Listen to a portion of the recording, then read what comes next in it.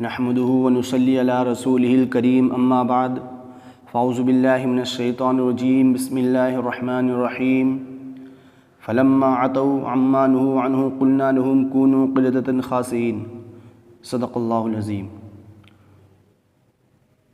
میرے محترم بزرگوں اور دوستوں، پچھلے جمعے کو میں نے بتایا تھا کہ اگر ہم دنیا میں اچھے اعمال کرتے ہیں یا برے اعمال کرتے ہیں تو اس کی سزا اللہ رب العزت قیامت میں تو دے گا ہی دے گا، لیکن ہمارے اچھے اور برے اعمال کی سزا اللہ رب العزت دنیا میں بھی دے دیتے ہیں۔ اس کی میں نے بہت سی مثالیں دی تھیں کہ اللہ رب العزت نے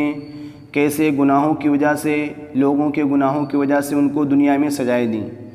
ابلیس کو اللہ رب العزت نے کیسے ذلیل و رسوا کر دیا، قوم عاد کو اللہ رب العزت نے کیسے تباہ و برباد کر دیا، قوم سمود کو، قوم شعیب کو اور بہت سی لوگوں کو اللہ رب العزت نے ان کے گناہوں کی وجہ سے دنیا میں ہی ذلیل و رسوا کر دیا۔ ان کو اللہ رب العزت آخرت میں سزا دے گا ہی دے گا، لیکن گناہوں کی وجہ سے اللہ رب العزت دنیا میں ہی سزائیں دے دیتے ہیں۔ پچھلے جمعے کو میں نے اجمالاً بہت سے لوگوں کی اور بہت سے گناہوں کے بارے میں بتایا تھا کہ اللہ رب العزت کون کون سی سزائیں دنیا میں دیتے ہیں۔ آج میں تفصیل کے ساتھ بتاؤں گا کہ ہمارے گناہوں کی وجہ سے اللہ رب العزت ہمیں دنیا میں کون کون سی سزائیں دیتے ہیں۔ سب سے پہلے تو اللہ رب العزت ہمارے گناہوں کی وجہ سے ہمیں یہ دیتے ہیں کہ اللہ رب العزت ہمیں علم سے محروم کر دیتے ہیں، کیونکہ یہ علم باطنی نور ہے اور گناہوں کی وجہ سے جو نور باطن ہے وہ بجھ جاتا ہے۔ اسی وجہ سے امام مالک رحمۃ اللہ علیہ نے اپنے شاگرد امام شافعی رحمۃ اللہ علیہ سے فرمایا کہ اللہ رب العزت نے تمہارے دل میں ایک نور پیدا کیا ہے، اس کو گناہوں کی وجہ سے، معصیت کی وجہ سے اس کو مت بجھانا۔ تو اللہ رب العزت سب سے پہلی سزا دیتے ہیں گناہوں کی وجہ سے دنیا میں، تو وہ علم سے محروم کر دیتے ہیں۔ بہت سے لوگوں کو آپ نے دیکھا ہوگا کہ وہ دنیا کے متعلق گھنٹوں بات کر سکتے ہیں۔ ان سے کہہ دو کہ ملک کے بارے میں بتاؤ یا کسی آدمی کے بارے میں بتاؤ تو وہ اس کے متعلق گھنٹوں بیان کر دیں گے، لیکن ان سے یہ کہہ دو کہ قرآن کی کوئی ایک آیت سنا دو، قرآن کی ایک کوئی سورت سنا دو یاد کر کے، تو وہ نہیں سنا سکتے ہیں۔ تو یہی سبب ہے کہ ہمارے گناہوں کی وجہ سے اللہ رب العزت ہمیں علم سے محروم کر دیتے ہیں۔ جو قرآن و سنت کا علم ہے اس سے محروم کر دیتے ہیں، جو دین کی معلومات ہے وہ ہمیں یاد نہیں رہتی ہے۔ تو سب سے پہلی سزا ہمارے گناہوں کی دنیا میں جو ملتی ہے وہ اللہ رب العزت علم سے محروم کر دیتے ہیں۔ دوسری سزا جو ہمارے گناہوں کی وجہ سے دنیا میں ملتی ہے وہ اللہ رب العزت رزق میں کمی پیدا کر دیتے ہیں۔ اس کے متعلق آپ صلی اللہ علیہ وسلم نے فرمایا کہ گناہوں کی وجہ سے اللہ رب العزت رزق سے محروم فرما دیتے ہیں۔ آپ نے بہت سے لوگوں کو دیکھا ہوگا کہ گھروں میں 4-5 لوگ کمانے والے ہیں، لیکن ان کے گھر میں برکت ہی نہیں ہے، ان کے کاروبار میں برکت ہی نہیں ہے۔ کیوں نہیں ہے؟ اس وجہ سے کہ ہمارے گناہوں کی وجہ سے اللہ رب العزت نے ہمارے گھروں سے، ہمارے رزق سے برکت چھین لی ہے۔ پہلے دیکھا ہوگا آپ نے کہ گھر میں ایک لوگ کمانے والا ہوتا تھا، پورا گھر کھاتا تھا، لیکن آج 4-5 لوگ کمانے والے ہیں لیکن تب بھی گھر میں برکت نہیں ہے۔ یہ کس وجہ سے نہیں ہے؟ کہ اللہ رب العزت نے ہمارے گناہوں کی وجہ سے ہمارے رزق سے برکت چھین لی ہے۔ تو دوسری سزا اللہ رب العزت جو دنیا میں ہمیں دیتے ہیں وہ رزق سے محروم کر دیتے ہیں، رزق میں کمی پیدا کر دیتے ہیں۔ تیسری سزا جو ہمارے گناہوں کی وجہ سے ہمیں دنیا میں ملتی ہے وہ اللہ رب العزت سے وحشت ہونے لگتی ہے۔ اللہ رب العزت سے جو تعلق رکھنے والی چیزیں ہیں، اللہ رب العزت سے جو جوڑنے والی چیزیں ہیں، ان سے وحشت ہونے لگتی ہے کہ آدمی کو قرآن پڑھتے ہوئے جی نہیں لگتا ہے، دین کی باتیں سنتے ہوئے جی نہیں لگتا ہے۔ جو اللہ رب العزت سے تعلق جوڑنے والی چیزیں ہیں ان سے وحشت ہونے لگتی ہے، مسجد میں آنے سے وحشت ہونے لگتی ہے۔ بہت سے لوگوں کو دیکھا ہوگا آپ نے کہ ہوٹلوں پہ گھنٹوں بیٹھے رہیں گے،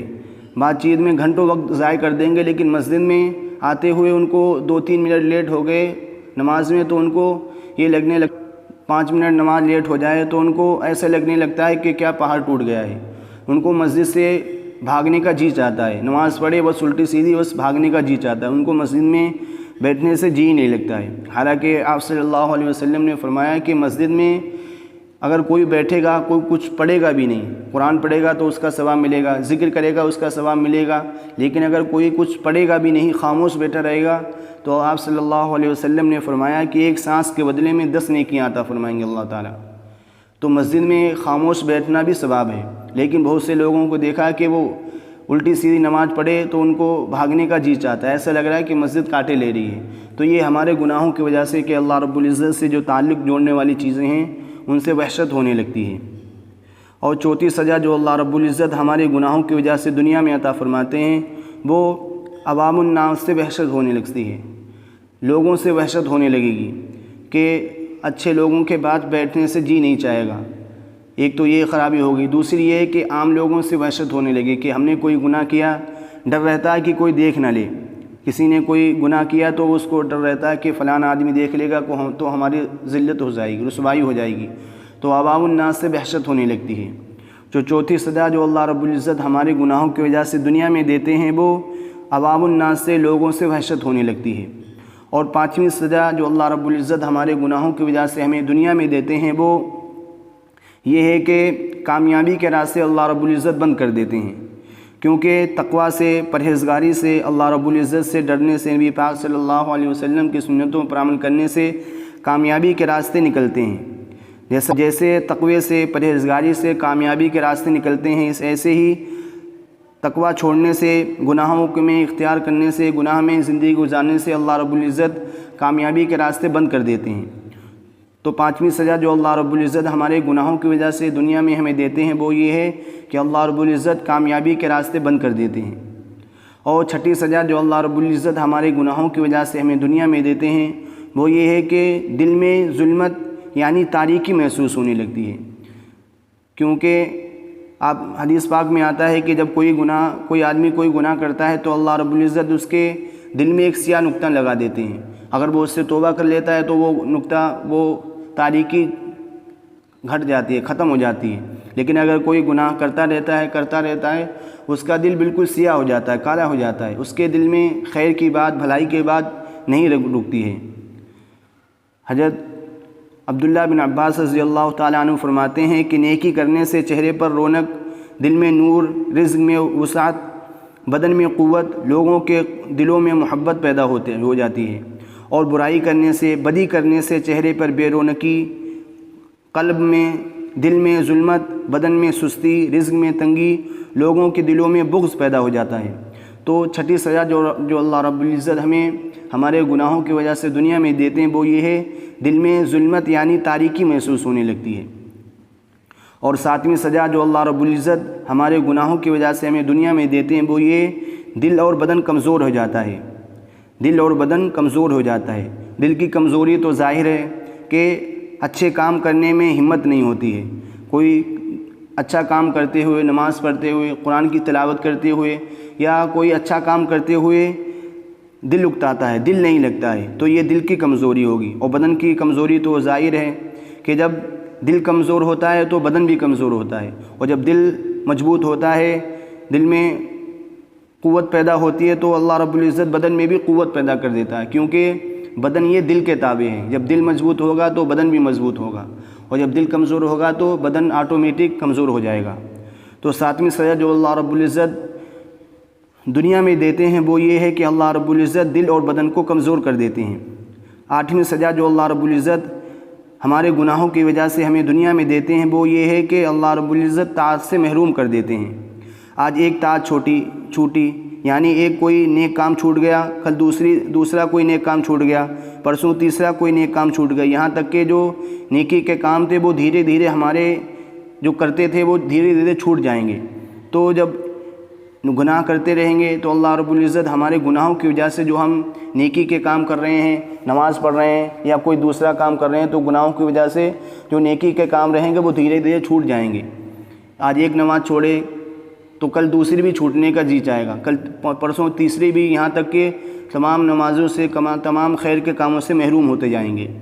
تو آٹھویں سزا جو اللہ رب العزت ہمارے گناہوں کی وجہ سے ہمیں دنیا میں دیتے ہیں وہ یہ ہے کہ ہمیں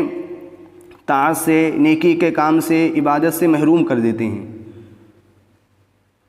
لوگ یہ سمجھتے ہیں کہ ہم مسجد میں نہیں آ رہے ہیں، نماز پڑھنے نہیں آ رہے ہیں تو اس میں ہمارا کوئی کمال ہے، بلکہ ہمیں سوچنا چاہیے، ہمیں غور کرنا چاہیے تنہائی میں بیٹھ کر کہ اللہ رب العزت ہمیں کیوں مسجد میں نہیں بلا رہے ہیں، ہم نے کون سا ایسا گناہ کا کام کیا ہے کہ اللہ رب العزت ہمیں سب سے مقدس گھر میں، اپنے پاکیزہ گھر میں کیوں نہیں بلا رہے ہیں، کیوں ہمیں سجدے کی توفیق نہیں دے رہے ہیں۔ تو اللہ رب العزت ہمیں گناہوں کی وجہ سے ہمیں طاعت سے محروم کر دیتے ہیں، نیکی کے کام سے محروم کر دیتے ہیں۔ نویں سزا جو اللہ رب العزت ہمارے گناہوں کی وجہ سے ہمیں دنیا میں دیتے ہیں وہ یہ ہے کہ ہماری عمر کم ہو جاتی ہے، یعنی کم عمر ہونے کا مطلب یہ ہے کہ ہماری عمر میں برکت نہیں رہتی ہے، کہ یعنی بہت سے بزرگان دین نے چھوٹی چھوٹی عمروں میں بڑے بڑے کام کر لیے، کہ آپ صلی اللہ علیہ وسلم نے صرف 63 سال کی عمر میں پوری دنیا میں اسلام کا بول بالا، اسلام کا انقلاب پیدا کر دیا۔ لیکن جو گناہوں میں اپنی زندگی گزارتے ہیں، گناہوں میں رہتے ہیں، تو اللہ رب العزت انہیں لمبی سے لمبی عمر بھی دیتے ہیں، تب بھی وہ کوئی اچھا کام نہیں کر سکتے، کوئی بڑا کام نہیں کر سکتے ہیں۔ اور جو اپنی نیکیوں میں زندگی گزارتے ہیں تو اللہ رب العزت ان کی عمروں میں برکتیں پیدا کر دیتے ہیں، کہ حضرت محمد بن قاسم رحمۃ اللہ علیہ کو دیکھ لو کہ انہوں نے صرف 17 سال کی عمر میں ہندوستان میں اسلام پہنچا دیا۔ آج جو ہندوستان میں اسلام زندہ ہے، اسلام پہنچا ہوا ہے، وہ محمد بن قاسم رحمۃ اللہ علیہ کی بدولت پہنچا ہوا ہے۔ تو اگر ہم نیکیوں میں اپنی زندگی گزاریں گے، نیکی کے کام میں اپنی زندگی گزاریں گے تو اللہ رب العزت ہماری عمروں میں برکتیں پیدا کر دے گی، ہمیں چھوٹی سی عمروں میں بڑے بڑے کام کرنے کی توفیق عطا فرما دیں گے۔ لیکن اگر ہم گناہوں میں زندگی گزاریں گے تو اللہ رب العزت ہماری عمر سے برکتیں چھین لیں گے۔ جو اللہ رب العزت ہمارے گناہوں کی وجہ سے ہمیں دنیا میں دیتے ہیں وہ یہ ہے کہ گناہوں میں بکثرت مبتلا کر دیتے ہیں، کہ معصیت کا سبب یہ ہو جاتا ہے کہ آج ایک کوئی گناہ کا کام کیا، پرسوں دوسرا بھی کرنے کا جی چاہے گا، اور نرسوں تیسرا بھی کرنے کا جی چاہے گا، یہاں تک کہ جو گناہ کے کام ہیں ان میں بڑھتے چلے جائیں گے، اور پھر وہ گناہ چھوڑتے ہوئے من نہیں چاہے گا، اس سے چھوڑیں گے تو ایسا لگے گا کوئی ہم سے بہت قیمتی چیز چھن رہی ہے۔ یعنی کہنے کا مطلب یہ ہے کہ اگر ہم گناہوں میں زندگی گزاریں گے تو ہم آج ایک گناہ کریں گے، کل دوسرا بھی کرنے کا جی چاہے گا، پرسوں تیسرا کرنے کا جی چاہے گا، یہاں تک کہ ہمیں گناہوں کے عادی ہو جائیں گے، پھر ہمیں گناہ چھوڑتے ہوئے ہمارا من نہیں چاہے گا، دل نہیں چاہے گا۔ تو یہ اللہ رب العزت کی طرف سے ہمارے لیے سزا ہے کہ اگر ہم دنیا میں گناہوں کی زندگی گزاریں گے، گناہوں میں اپنے آپ کو ملوث رکھیں گے تو اللہ رب العزت 10ویں سزا یہ عطا فرماتے ہیں کہ گناہوں میں بکثرت مبتلا ہو جاتے ہیں۔ اور 11ویں سزا جو اللہ رب العزت ہمارے گناہوں کی وجہ سے ہمیں دنیا میں دیتے ہیں وہ یہ ہے کہ اللہ رب العزت سے توبہ کی توفیق نہیں رہتی ہے، توبہ کی توفیق اللہ رب العزت چھین لیتے ہیں۔ نیکی کے کام کرتے ہیں تو اللہ رب العزت انہیں توبہ کرنے کی توفیق بھی دیتے ہیں، لیکن جو گناہوں میں اپنے آپ کو ملوث رکھتے ہیں تو اللہ رب العزت ان سے توبہ کی توفیق چھین لیتے ہیں، اور وہ اسی حالت میں دنیا سے بغیر توبہ کے رخصت ہو جاتے ہیں، یعنی وہ بغیر توبہ کے دنیا سے چلے جاتے ہیں۔ تو یہ 11ویں سزا ہوگی کہ اللہ رب العزت گناہوں کی وجہ سے توفیق توبہ چھین لیتے ہیں۔ 12ویں سزا جو اللہ رب العزت ہمیں دنیا میں ہمارے گناہوں کی وجہ سے دیتے ہیں وہ یہ ہے کہ دشمنان خدا سے مساوات ہو جاتی ہے، یعنی جو نیکی کے کام ہیں، جو اللہ رب العزت سے جوڑنے والے کام ہیں، نبی پاک صلی اللہ علیہ وسلم سے جوڑنے والے کام ہیں، ان سے دشمنی ہونے لگتی ہے، کیونکہ جو نیکی کے کام ہیں یہ انبیاء اکرام کی، بزرگان دین کی، اولیاء اللہ کی میراث ہے۔ نماز پڑھنا، روزے رکھنا، قربانی کرنا، یا جتنے بھی خیر کے کام ہیں یہ نیک لوگوں کی، انبیاء اکرام کی اور نیک لوگوں کی میراث ہے، اور جو معصیت کے کام ہیں، گناہ کے کام ہیں، یہ کسی نہ کسی دشمنان خدا کی میراث ہیں۔ اگر کوئی شخص دنیا میں گناہ کرتا ہے تو وہ ایسا ہے جیسا کہ وہ ان کے وارثوں کی میراث میں ملوث کیا جائے گا، یعنی دنیا میں کوئی گناہ کوئی کرتا ہے تو وہ دشمنان خدا کی مشابہت اختیار کرتا ہے، کوئی زنا کرتا ہے تو یہ قوم لوط کی میراث ہے، اگر کوئی ناپ تول میں کمی کرتا ہے تو یہ قوم شعیب کی میراث ہے، اگر کوئی دنیا میں فساد پھیلاتا ہے، لڑائی جھگڑا کرتا ہے تو یہ فرعون کی اور اس کی قوم کی میراث ہے، اگر کوئی تکبر کرتا ہے، اپنے آپ کو تکبر کے ساتھ لوگوں کے سامنے پیش کرتا ہے تو یہ قوم ہود کی میراث ہے۔ تو کہنے کا مقصد یہ ہے کہ جس طرح نیک کام کرنا، اچھے کام کرنا، نیکی کے کام کرنا یہ انبیاء اکرام کی، بزرگان دین کی میراث ہے، اسی طرح جو برائی کے کام ہیں، معصیت کے کام ہیں تو یہ دشمنان خدا میں سے کسی نہ کسی کی میراث ہے۔ تو جو لوگ گناہوں میں اپنی زندگی گزارتے ہیں تو وہ اللہ رب العزت ان کو دشمنان خدا سے مشابہت اختیار کر دیں گے، اور ان کا حشر بھی، ان کا انجام بھی اللہ رب العزت کے یہاں انہی کے ساتھ ہوگا، کیونکہ حضور صلی اللہ علیہ وسلم نے فرمایا من تشبہ بقوم فہو منہ، کہ جو شخص کسی قوم کی وضاقتہ اختیار کرے گا، مشابہت اختیار کرے گا، اس کا انجام بھی انہی کے ساتھ ہوگا۔ تو یہ چند گناہ ہیں کہ جن کی سزا اللہ رب العزت انسان کو آخرت میں تو دے گا ہی دے گا، لیکن ہمارے گناہوں کی وجہ سے، ہماری معصیت کی وجہ سے ہمیں اللہ رب العزت، ہمارے گناہوں کی وجہ سے ہمیں دنیا میں بھی اللہ رب العزت کی طرف سے ہمارے لیے سزائیں ہیں کہ جو اللہ رب العزت نے ہمیں دنیا میں عطا فرمائیں گے۔ اگر ہم دنیا میں برائی کے کام کریں گے، نیکی کے کام کو چھوڑیں گے تو اللہ رب العزت ہمیں آخرت میں سزا دے گا ہی دے گا، لیکن ہمارے گناہوں کی وجہ سے، ہماری معصیت کی وجہ سے اللہ رب العزت ہمیں دنیا میں ہی بہت سی چیزوں سے، بہت سی سزاؤں میں ملوث کر دے گا۔ تو اللہ رب العزت سے دعا ہے کہ اللہ رب العزت ہمیں ان گناہوں سے بچنے کی